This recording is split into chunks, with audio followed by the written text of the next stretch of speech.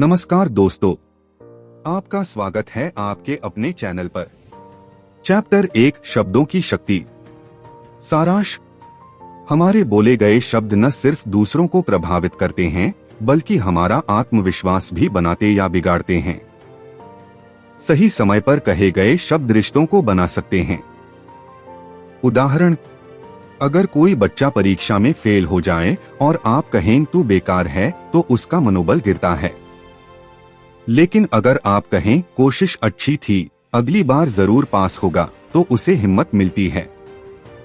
Chapter 2 मौन की भाषा, अनस्पोकन वर्ड्स। सारांश। कभी कभी चुप रहना बोलने से ज्यादा असरदार होता है।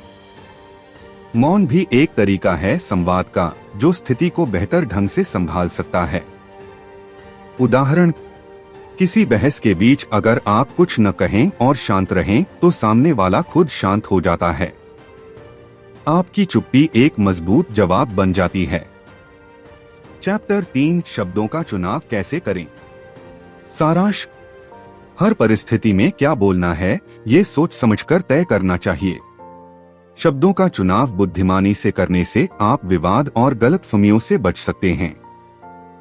उदाहरण, किसी दोस्त ने गलती की है तो तू हमेशा गलत करता है कहने की बजाय तूने इस बार गलती की है, अगली बार ध्यान देना कहना रिश्तों को बचा सकता है। चैप्टर 4 जब शब्द चुप हो जाएं। सारांश। कुछ दर्द, भावनाएं और अनुभव ऐसे होते हैं जिन्हें शब्दों में बयान करना मुश्किल होता है। ऐसे में मौन ही गहरी बात कहता है। उदाहरण, जब कोई अपना हमें छोड़कर चला जाता है तो हमारी चुप्पी ही हमारी भावनाओं को बयां करती है। कुछ कहे बिना भी बहुत कुछ कह देना ही अनस्पोकन कम्युनिकेशन है। चैप्टर 5 आत्मसंवाद की शक्ति। सारांश। खुद से बात करना यानी सेल्फ टॉक आपकी सोच और आत्मबल को प्रभावित करता है। पॉजिटिव सेल्फ टॉक आपको मुश्किलों से लड़ने की ताकत देती है। उदाहरण, अगर आप खुद से कहें मैं कमजोर हूं तो सच में आप कमजोर महसूस करेंगे। लेकिन अगर आप खुद से कहें मैं कर सकता हूं तो आप में ऊर्जा आएगी। चैप्टर 6 सुनने की कला। सारांश। सुनना भी एक कला है।